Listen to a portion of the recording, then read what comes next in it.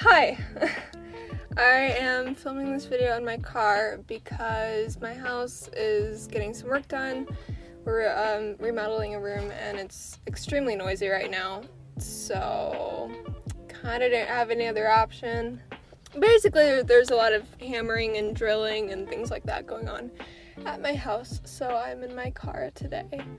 But I also wanted to apologize because I know I didn't upload a video last Saturday and life's just been a little crazy, a lot going on, and not that that's an excuse, but I'm sorry for not uploading last week. But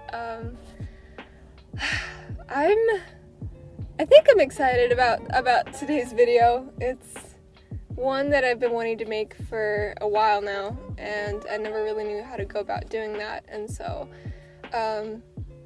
I don't have a script or anything, so if I kind of ramble on a little bit, I'll try to edit some of that out, but I'll try to stay on topic here and just, yeah, I don't know. I'll try to not go off on any bunny trails while I'm talking to you guys about this.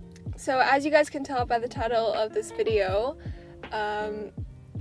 there's been some interesting stuff going on in my life over the last few months, and I haven't really talked about it online at all because I didn't know how to go about doing that. I didn't really know what all to say about it or if I even should talk about it. I know I made a video about this a few months back and then ended up deleting it because I was told that it would probably be smart to not talk about it at that time and kind of wait a few months, and I'll get into all that later. But today's video is going to be a bit of a story time series, I guess, and I guess I'll start from the beginning.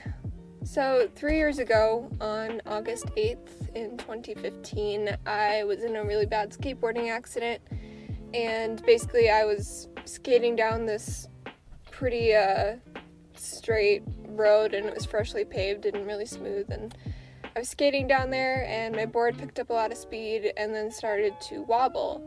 And if you've ever skateboarded or longboarded or done any of that stuff, you know what the wobbles are that I'm talking about. Basically, your board gets going really fast and then it kind of starts doing this, and it's very, very easy to lose your balance and fall off. And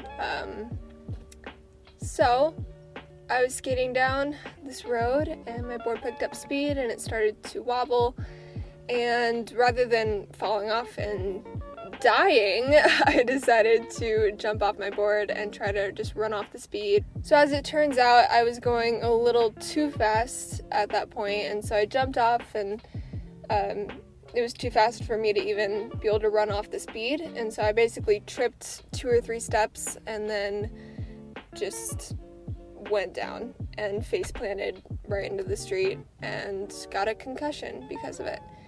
And I remember I instantly blacked out. Like, I can remember seeing the street just get closer and closer to my face and then just seeing black. And like, I felt the bang of the street. I felt the pressure of it. But it didn't hurt, oddly enough. I was by myself when it happened and don't know how long I was out. Didn't know how to get home when I came to. I had short-term memory loss and couldn't recognize my surroundings at all, didn't really remember what had happened, and so I remember I called my mom and I told her, Hi, I think I might have gotten a concussion. And my mom, being the wonderful, amazing person that she is, was extremely calm, surprisingly, and she was like, okay, like, do you know where you are? Do you know how to get home? I'm like, Nope. I have no idea. I can't recognize anything. I have no clue how to get home. And she, I guess, started to get ready to get in her car and basically come look for me because I was somewhere in our neighborhood. And apparently, as she was getting ready to leave, I came walking into the house. I don't remember the walk home, and it's completely by the grace of God that I got home because, as I said, I had no clue where I was, And the area that I was in was actually in the neighborhood behind my neighborhood, and so it was kind of an interesting hike to get down to this road, and you kind of had to cut through a few areas and go off the path a little bit to get there. And so it's completely by the grace of God that I got home, because I had no clue where I was, and honestly I don't think my mom would have even been able to find me, because it was kind of hidden in the back of this neighborhood. And so apparently I came walking up the hill behind our house and came in through our basement door, and I don't remember any of that, as I said.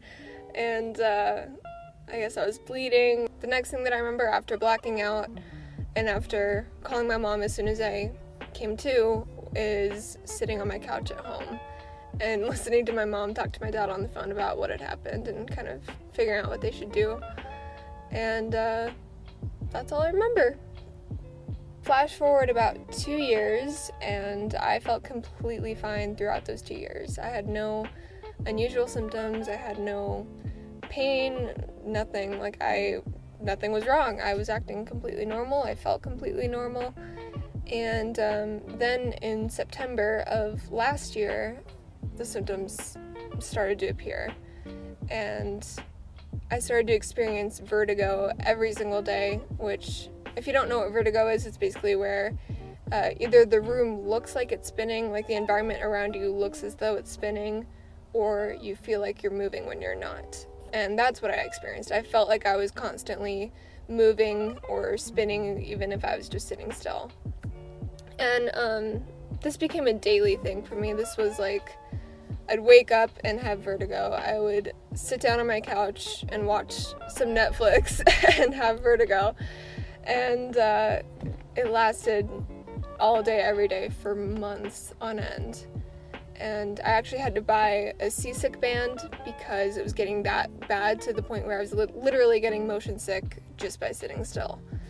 And I remember living off of Dramamine practically every day, which was awful because Dramamine makes you really drowsy, so I'd be like still experiencing vertigo and also be really drowsy, but then at least I wouldn't be nauseous from it, and it was not fun. It was not a fun experience. So this went on for 8 months, which felt like 100 years. Hello, car. It went on for 8 months, and I went to tons and tons of doctor's appointments and got lots of blood tests done and misdiagnoses. And my doctor actually thought that I had hypoglycemia at one point, because that showed up as a possibility on a blood test. And so he gave me some vitamins and like natural supplements to kind of help regulate my blood sugar. And I tried all this different stuff, and nothing was working, and no one could figure out what was wrong because nothing was working. I still had vertigo. I was still super dizzy all the time and super tired, and soon the headaches started. I started to get really bad migraines out of nowhere that would last literally for like a week, and no one could figure out what was wrong, and I kept getting misdiagnosed, and it was really, really discouraging, because there was one point when I actually thought that I was going crazy and that I was imagining all the symptoms and like bringing them on myself, just because no one could figure it out. And that was really hard, because it was a very isolating experience, and yet it was a very real experience for me. The symptoms were very, very real and very difficult to deal with in my day-to-day life, and they became really debilitating, and I started to not really want to leave the house and not want to hang out with people, because I was always feeling sick. I was always dizzy. I was always in pain. I was constantly motion sick, and it got very, very difficult and very isolating. So in February or March of this year, I don't remember which month it was, but it was sometime towards the beginning of the year, my doctor thought to check my eyes. And so he had me stand, and he basically just had me track his finger with my eyes. And when he did that, he noticed that one eye was moving ever so slightly slower than the other, and my eyes were not tracking together. So after those tests, my doctor sent me to an optometrist that specializes in head injuries, and I went in for a screening, and basically that doctor diagnosed me with a traumatic brain injury. He did a few tests with me, and then he had me walk out into this hall where they have this really crazy patterned carpet. And he had me just walk up and down the carpet while looking down at it. And when I did that, I got so dizzy, and it looked like the carpet was literally like doing this. It looked like certain parts were lifting up, almost like they had bubbles underneath them or something, and other parts were sinking. Like it was bizarre and really, really disorienting. And he had me do that as one of the tests, and then he told me what the next step was going to be. So after those tests, my doctor explained to me what prismatic glasses were, and I still don't totally understand it, but basically prism glasses kind of help to retrain your brain and your eyes to communicate with each other, because my brain and eyes were not communicating correctly at all, which is why I was getting all the vertigo.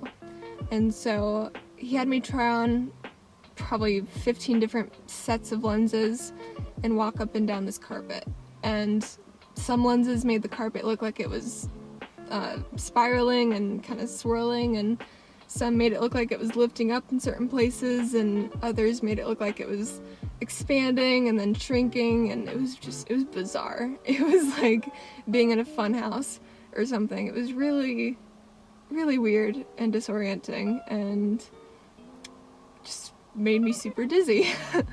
Then we finally found one set of lenses that made the carpet stand almost completely still when I was walking, and that was the ultimate goal when I was trying on different lenses. And so we found those, and he wrote up a prescription and had me pick out some lenses. So now that you're all up to speed, here comes the next part of this video. This is my second set, I think, of lenses. I am going in tomorrow morning to get my third set of lenses. So the increase in headaches the last few days is probably because that prism is now wrong for you. Okay. Okay?